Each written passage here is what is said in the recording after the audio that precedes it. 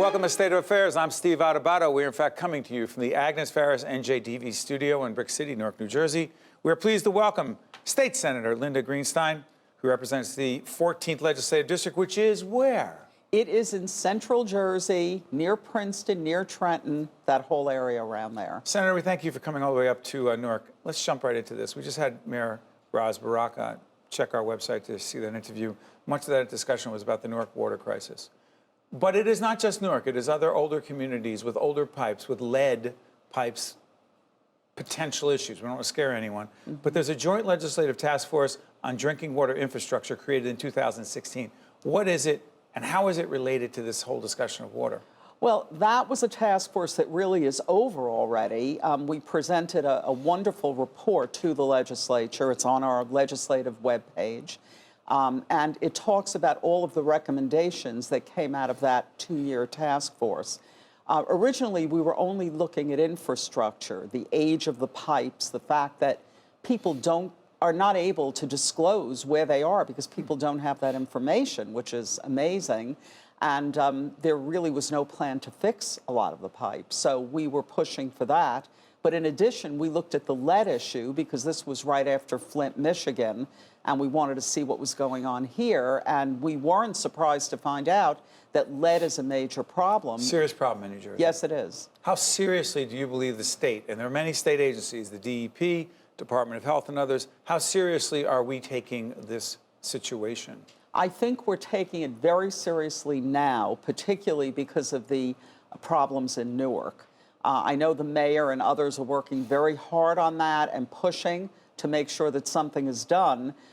Prior to this, we were talking in terms of, well, we will change the lead service lines, or the water service lines, I should say, within 10 years. Then it went down to 3 years, and I think now we're thinking even less than that. We're trying to come up with the funds to get these lines changed quickly. You know, it's interesting, Senator. We don't want to scare people, but we want to have an honest conversation. As soon as Flint gets put into this conversation, does it scare the heck out of people? Well, I think the reputation that Flint got was that this could happen to you. So but it's that true. Was why. And it is true, although there was a particular situation where they changed their water supply, and that seemed to lead to the problems. Here, we just have that aging infrastructure. There are chemicals that you can put into the pipes that will take the lead away, but even that takes time. You have to flush the system. It takes time for that to work. And they're also checking as to how the efficacy, if you will, of those chemicals. And Mayor Baraka talked about that as well. Right, and filters haven't even worked, and that's frightening, I think. Exactly. The cost. Go back to that. You understand fiscal issues in the state better than most. You understand constituents' response to fiscal issues. Yes, we do. How honest can we be, should we be, in terms of saying, look, if you want clean water, it's going to cost us billions, and I sound like Carl Sagan right now, I'm dating myself. Billions and billions of dollars to do this over a period of time, which potentially means, even with the borrowing and the bonding, Senator, potentially means significant tax increases. Yes. Do you think the public's ready for that conversation? Because you know they want clean water. Yes. Well, looking at the Newark situation, the issue is the water service lines that go from the street to the person's house. They're not very long. And the amount to fix those, while it's large, is not astronomical.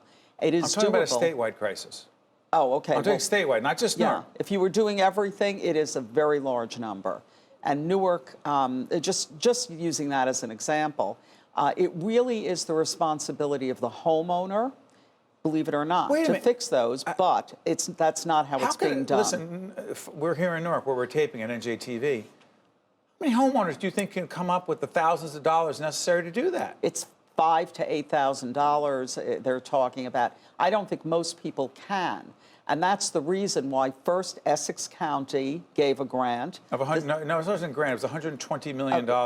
They bonded for that over a period of time. Yes. That the city of Newark is on the hook for. I want to be clear. But they bonded because Newark couldn't borrow the money on its own. Right. And individual homeowners really can't do it. There's talk about the state providing funding for this. Frankly, I think it's fair. While the water line is the homeowners. This is not just a water line. This is a public health crisis. And in that case, I think the state should be responsible. As you're talking about a public health crisis, last question I want to bring up, climate change. Not just nationally, but in New Jersey. New Jersey, this is real. Oh, it absolutely is, because we have the big shore area. There are many creative things that are being looked at, but we absolutely have to do everything we can, first of all. The governor, in his energy master plan that he's just put out, the first thing he has in there is electrifying the transportation system. I'm very big with that. I've been one of the first sponsors of the electric car bills about 5 years ago, and they've worked that in. They want to electrify buses and all other means of transportation. That will get rid of a lot of the greenhouse gases and problems that we have. For those who blow this off, no disrespect to the president has said he questions some of the science of climate change. You say? I say he's wrong because I believe that the science does show that this is a big problem and that we have to do something about it. A national crisis, not Yes. simply state by state. Yes. And if we don't, we would have a repeat of hurricanes or superstorm Sandy, but on a basis that would be much larger and could really decimate our shore.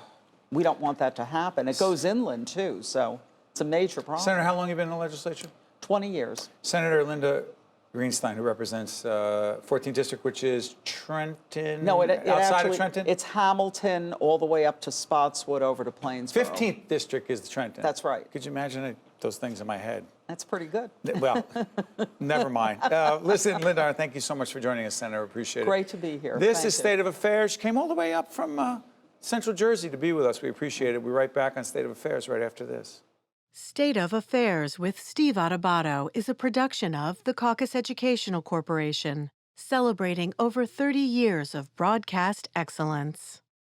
Funding for this edition of State of Affairs with Steve Adubato has been provided by NJIT, New Jersey Sharing Network, the New Jersey Education Association, the law firm of Gibbons, P.C., PSC&G, the Northward Center, and by Adler Aphasia Center. Promotional support provided by New Jersey Globe and AM 970 The Answer.